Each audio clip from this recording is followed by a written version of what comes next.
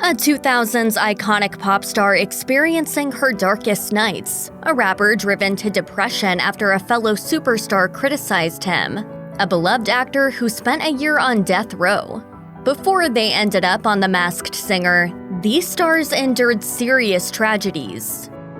On Season 3 of The Masked Singer, viewers got to meet the Turtles' beautiful soul when the big green costume was unmasked as former teen idol Jesse McCartney. The judges actually guessed his identity correctly, which freaked him out a bit, as he admitted to Entertainment Weekly. "It took me by surprise, and my initial reaction was, oh they got it.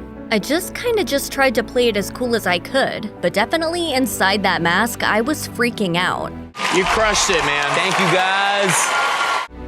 In much sadder news, mere weeks after that episode aired, McCartney's former Dream Street bandmate Chris Truesdale died from COVID-19 complications. McCartney shared a tribute on Instagram as he wrote, "Chris had an explosively charming personality with boundless amounts of talent. We were young kids with budding talent who shared an overwhelming love for music and performing. Chris, in my opinion, was the most popular among us, who had a way of drawing every eye to what he was doing on stage." Shortly thereafter, the surviving members of Dream Street performed a socially distanced version of It Happens Every Time in memory of their lost friend.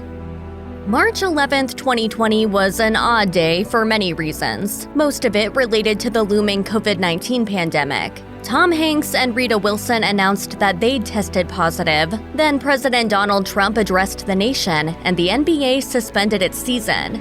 If you ran out to stock up on toilet paper while all that was happening, you may have missed Sarah Palin's unmasking after she performed the Sir Mix-a-Lot classic Baby Got Back. The former Alaska governor and vice presidential candidate has made headlines for many political reasons, and her personal life hasn't escaped scrutiny either. Her family was the subject of a reality show called Sarah Palin's Alaska, and it seems that all was not well behind the scenes as she and her husband Todd called it quits in 2020. According to the divorce complaint, Todd cited, quote, "incompatibility of temperament between the parties such that they find it impossible to live together as husband and wife." Sarah, meanwhile, wasn't quite ready to give up, as she told Dr. James Dobson, "We're going through counseling now, so it's not over. Alas, it would soon be completely over, as the divorce was finalized on March 23, 2020, a mere 12 days after Sarah's unmasking.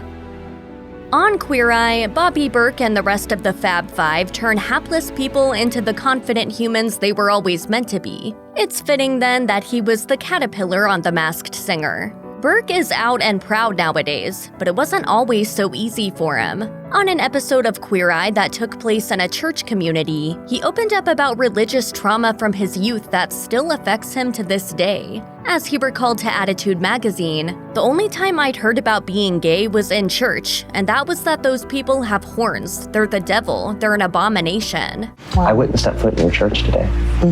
The other guys went in, I wouldn't.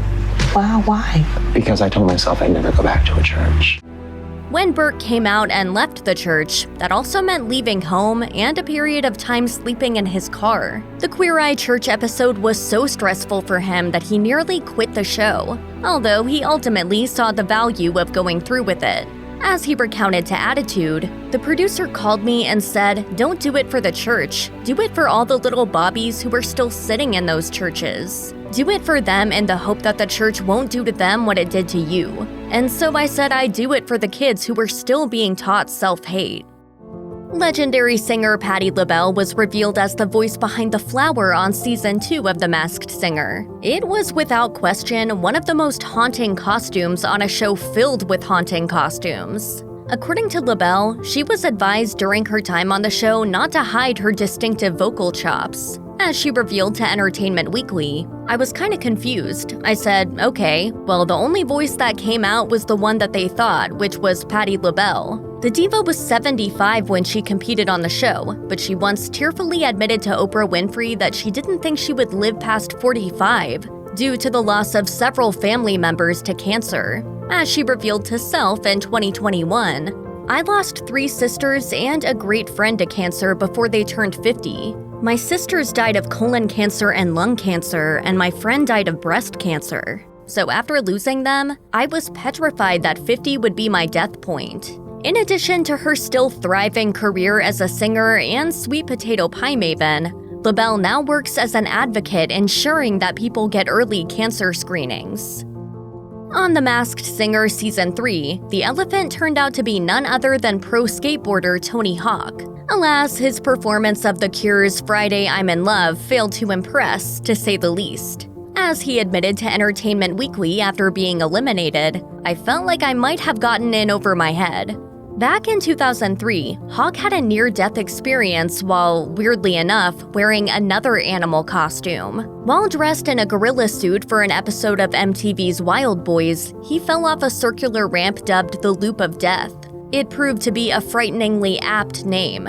After collapsing halfway through the twist, Hawk wound up in the hospital. As he recalled on an episode of the show Scarred, "There was blood all over my eye and my face. Every time they moved me, there was searing pain going through my hip." It turned out that Hawk had fractured his pelvis, thumb, and skull. Understandably, the injury stuck with him for a while. Every time that I would hit my hip or my leg at all during that time, I could feel the shift in there.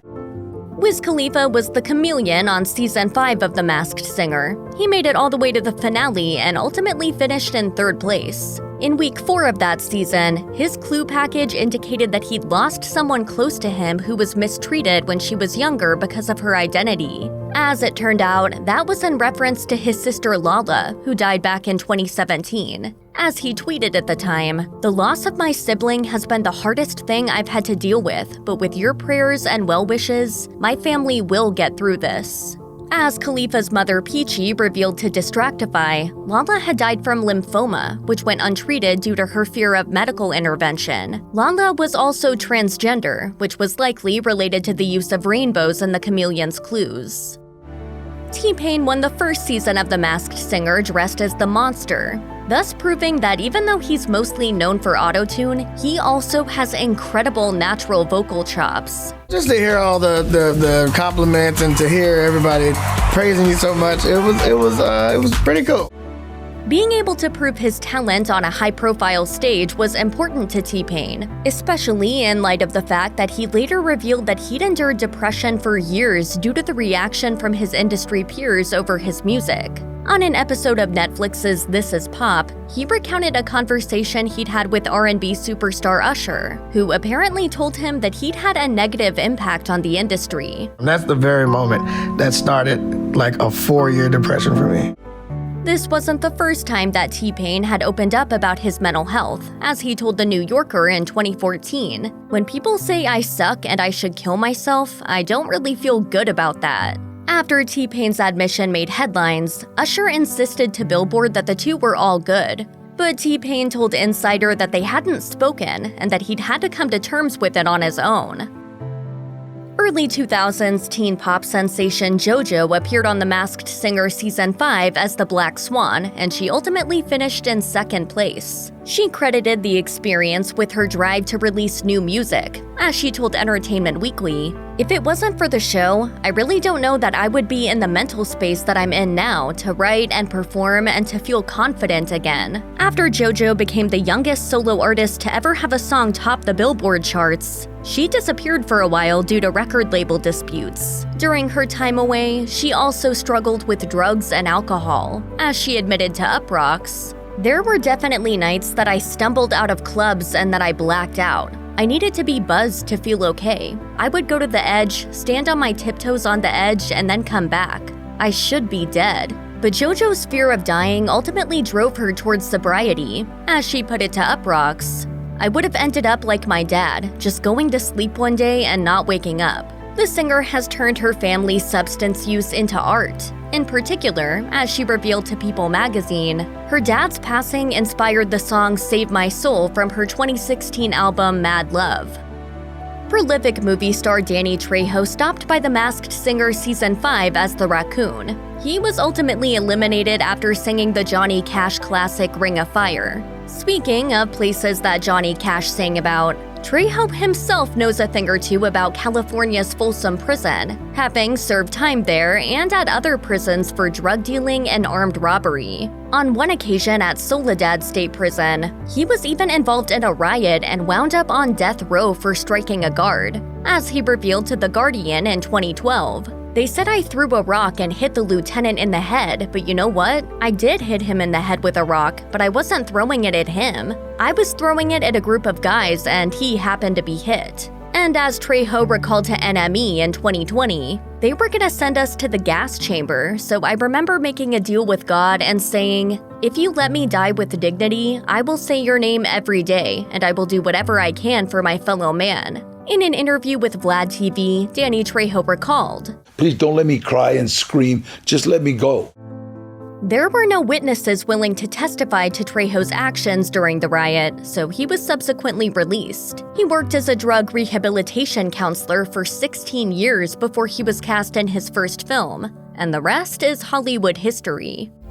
American Idol vet Daughtry was one of the most successful singers to come out of that talent show, even though he didn't win. His eponymous band dominated 2000s rock radio with hits like Home and It's Not Over. Then he returned to reality TV competition on season 2 of The Masked Singer as the Rottweiler, as he ultimately finished in second. His appearance on the show surprised even his family, who didn't expect to see him under the dog costume. As he noted to Entertainment Tonight, just seeing how much it meant to them to see me do well on it, and you could see they were so proud. In much sadder news, a few years after Daughtry competed on the show, his family was struck by tragedy when his stepdaughter Hannah took her own life. The family revealed that her biological father had also previously killed himself, and then in an unrelated incident shortly thereafter, Hannah was shot and left with a prosthetic eye. As the family announced in a statement, Hannah was a generous and loving person who wanted more for herself and others. She will forever be in the hearts and minds of those of us who love her. If you or anyone you know is having suicidal thoughts, please call the National Suicide Prevention Lifeline at 1-800-273-TALK. That's 1-800-273-8255.